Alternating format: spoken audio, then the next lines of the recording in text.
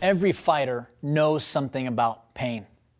It could be from working out, spending countless hours in the gym, conditioning themselves to take the punishment because they know the fight is coming. Or it could be pain caused from your opponent. The ability to look your adversary in the eye and trade shot after shot. In fact, when you're a fighter, it's not a matter of if you get hit or if you get knocked down. It's when you get knocked down. Will you get back up? Will you keep fighting? In fact, ask any champion and they'll tell you the true test is whether or not you can fight through pain. Hi, I'm Karen Whitehurst, and I'm a fighter.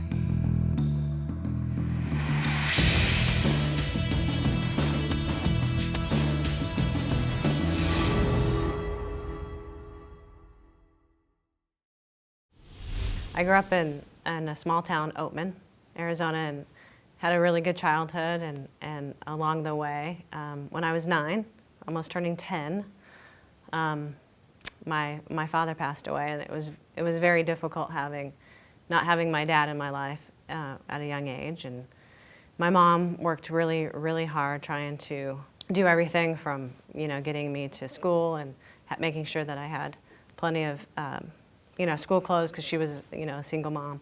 Now I'm in high school, and I got a boyfriend, my first high school boyfriend, and great guy, pitcher of the high school baseball team, and we went out for 3 years. I believe that we would have gotten married. I had a great relationship with his family. My family had a good relationship with him. And one day we were driving home to my house, and there was a snake in the middle of the road, and we stopped, and I was like, no, we can't stop, we need to go. And he's like, oh, it'll just take a second. And so we stopped on the side of the road, left the lights on. It was really dark, no street lights. We looked at it, we were out there for a long time, maybe 15, 20 minutes. I'm like, hey, let's go, we gotta go. And I get in the car, and as I see another car approaching over a hill, and I'm like, hey, let's go, let's get in the car. Next thing I know, I hear this slam, and I'm thinking that he's in the car with me, but he's not. He's 50 feet up the road. I had to get in the car, leave him on the side of the road as I drove to my house 8 more miles. Called the police. The police actually, I had to call his mom. His mother beat the ambulance and police there because I lived in a very rural area. He made it for another maybe couple of hours and he passed away. He died. And that was a huge, huge blow. That was a very difficult time. And that took about 2, 3, maybe 3 years to get really over that. And when you experience a tragedy like that, I don't think you ever get over it. But it was a huge trauma in my life. When I was 23, my mom passed away. She was young, 63 years old, had a stroke. And she worked so hard for all of us, I'm the youngest of 6, that it was, again, another setback in my life. But she taught me so much, and she took me to church, took everybody to church. So I always got up and brushed myself off kind of thing. Wow. First of all, take a deep breath. Everybody still doing okay? There's no doubt that Karen knows something about pain and adversity. She has definitely been knocked down, but the key to her story is she has gotten back up and she continues to fight. But as we begin tonight's study, I just want to start off with this whole idea of pain and suffering. Any one of those episodes in Karen's story would have been a knockout blow, but somehow Karen has rebuilt her life. So I want to start off with asking this question. Let's answer this together. Why do you think that God allows pain and suffering? Some people would use those episodes as evidence against God, as evidence against Christianity. So let's start off with this highly controversial subject. Why do you think a loving God allows pain and suffering?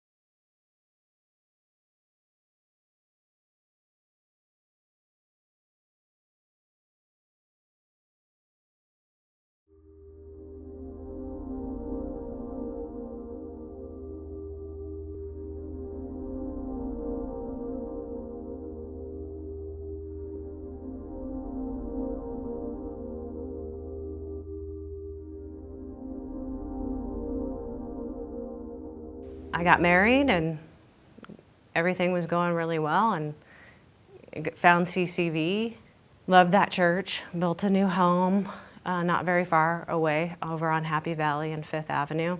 I got a phone call one day that one of my daughters got shot. And I was like, you know, you hear that and you go, okay. Well, it ended up that she didn't get shot. It was the police coming into my house, or coming into the backyard and shooting the dog, which was our dog, and who just unfortunately attacked her. My daughter's outside playing. She has a long hair barrette in her hair that we actually bought the day before. And I think that he mistakenly thought that the hair barrette was a rattlesnake of some kind and attacked her hair. She didn't make it, and she was four and a half. And I knew when I got that call, my life was gonna change that day. I knew it, just from all the other experiences that I experienced, I just knew. So we get home and news is already there, they're camped out, and it was a very surreal moment. You felt like you were in a movie, and you didn't feel like it was really you. You feel really heavy. It kind of feels like you need to pick up your legs and walk, and you just, very sad, lots of grief. You feel angry. I think the best way to describe my daughter passing away is torment. It was a very tormenting time, and there was a huge sting, just overwhelming grief and sadness. Man, there's no doubt that Karin has been through some horrific life episodes. And probably not all of us can relate to some of those things that she's been sharing. But I do know this, that every single one of us has those moments. We've got some tragedies of our own, some traumas. We have some setbacks, some things that didn't go our way. We've faced some forms of adversity in our past. So what I'd like for us to do as a group is to share some of those rounds that we fought in our life. And I want us to be completely vulnerable. This ought to be a place that we feel safe to share some of those moments, some of those painful memories maybe that we've endured and we've gone through, those times that we've been knocked down, but through God's help or through the strength, we are fighting through it. What I'd like for us to do is to share honestly and openly, and let's be sensitive to those in the room. This is a great chance for those in your group to offer support, to encourage, and even pray for one another during those times that we've been knocked down.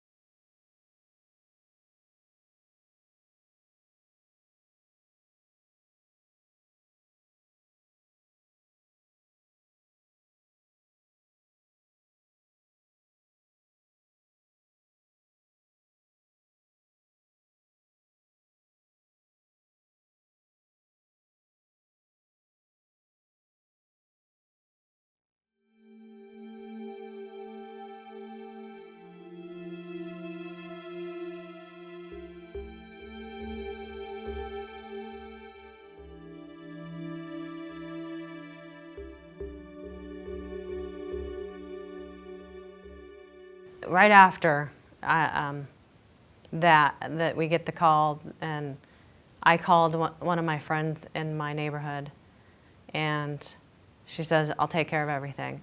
She called everybody in the neighborhood, and there must have been 50 people at this meeting. And they anticipated, because the story was so big and they were airing it every day, it was on talk radio, it was on the news, morning, noon, and night, that there was going to be so many people at Tori's funeral that they had to be ready. So people came to my house with water and food and flowers, and they didn't forget anything. So after you experience something like that, you go, okay, what now? And so I talked to my husband about, let's go to counseling, let's go to grief counseling. He didn't want anything to do with that. So I said, well, I'm going to go. I need to do this for me. So I went. I took even though I didn't want to go to work, I continued to go to work. Like anything, I think you don't want to believe something like that just happened. So he really acted to me like nothing happened. Unfortunately, shortly after that, we broke up. We separated, and the weekend I moved out of my house because I didn't want to stay there, because that's where the tragedy happened. I found out I was pregnant with Avery, which was a huge blessing, but at the time it was like, okay, I'm gonna have a baby and I'm by myself. I'm basically going to my divorce attorney, trying to sell my house, short sale my house, going to my doctor's appointments, and trying to get Rochelle to school. And pretty much did that for about 6 to 8 months. I don't know how I did it. I know it was God, but it just all worked out. When I moved out of my house from the home I lived in, I got involved in a neighborhood group, and they had 23 people come and help me move. It was something that would have taken all day.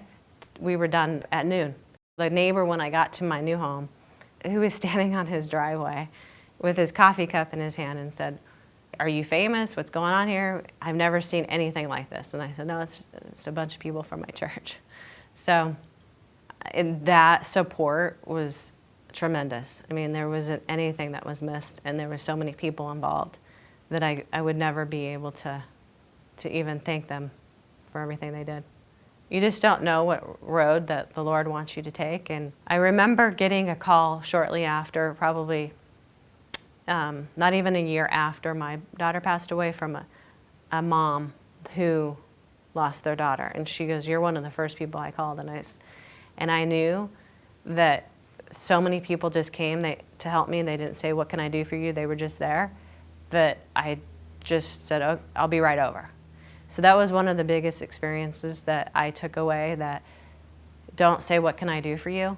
Just show up and be there, because people have no idea what you need. They don't even know. But just having you be there means so much to them. I got that spirit of fighting from my mom, because she never gave up. She never complained. She never had that victim mentality. So I think that rubbed off on me. I just knew that I had 2 little girls looking at me, and I had to be an example. So I didn't want to play the victim card. I wanted to make sure that they knew we were survivors and we were going to make it. And I always knew, and I always tell Rochelle still, God has a plan. Things are going to work out. Just be positive. Surround yourself with positive people, positive influences, people that encourage you and lift you up and support you. Man, it is pretty amazing to see how God helped Karin deal with some of her pain, how He helped her when she was going through so much punishment in life. And it just reminds us that the one indisputable fact about our pain is God's presence. So what I want us to do right now as a group is to look up this passage of Scripture together. We're going to take a look at Isaiah chapter 40, verses 28 through 31. We're going to discover how God's presence helps us in our darkest hour. Then we're going to answer this question: how has God helped you get back up and keep fighting?